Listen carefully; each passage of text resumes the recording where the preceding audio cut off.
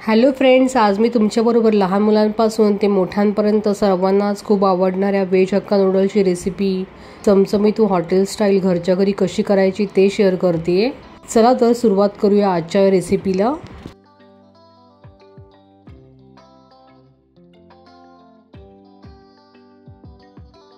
Noodles boil करण्याकरिता मी स्टीलच्या टोपामध्ये पाणी घेतलं आहे। पाणी थोडं गरम झालं की यामध्ये अर्धा टीस्पून मीठ घालायचं व अर्धा चमचा तेल घालायचं आहे।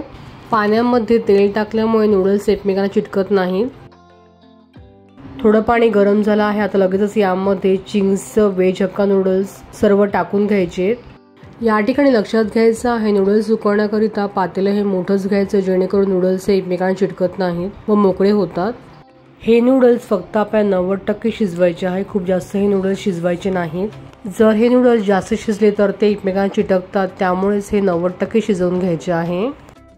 तुम्ही बघू शकता चमच्याने परतवल्यावरती नूडल्स मस्त मोकळे झाले आहे।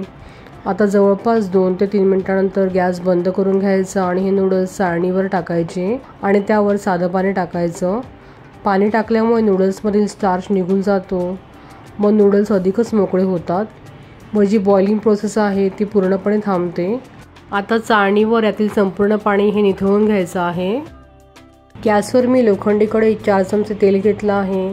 एक लक्षात घ्यायचं आहे, नूडल्स करताना तेल थोडं जास्तच घालायचं आणि कढई ही लोखंडाची वापरायची जेणेकरून नूडल्स हे कढईला चिटकणार नाहीत। या ठिकाणी तेल गरम झालं आहे, आता यामध्ये जिरं, बारीक कापलेलं आलं आणि लसूण, बारीक कापलेली मिरची, उभा चिरलेला कांदा घालून सर्व चांगलं काही सेकंड्सपर्यंत परतवून घ्यायचंय। आता यामध्ये काही भाज्या घालूया, गाजर, कोबी, शिमला मिरची घालून सर्व हाय फ्लेमवरती परतवून घ्यायचं आहे।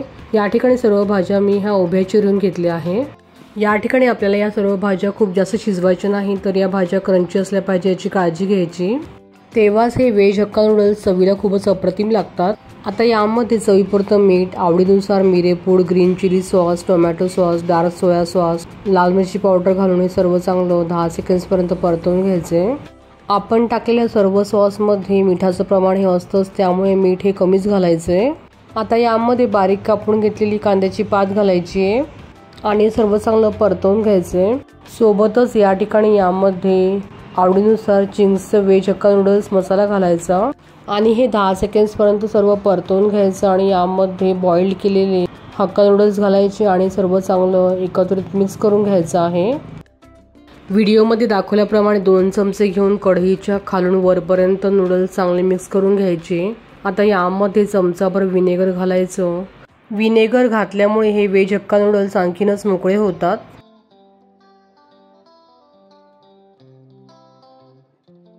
तुम्ही बघू शकता या ठिकाणी आपण वेज हक्का नूडल्स करण्यासाठी लोखंडी कढईचा वापर केला आहे, त्यामुळेच हे नूडल्स अजिबात कढईला चिटकत नाहीत। नूडल्स चांगले 1 ते 2 मिनिटांपर्यंत हाय फ्लेमवरती परतवून झाले आहे। आता यामध्ये बारीक चिरून घेतलेली कांद्याची पात घालायची आणि पुन्हा एकदा हे चांगलं मिक्स करून घ्यायचं आहे।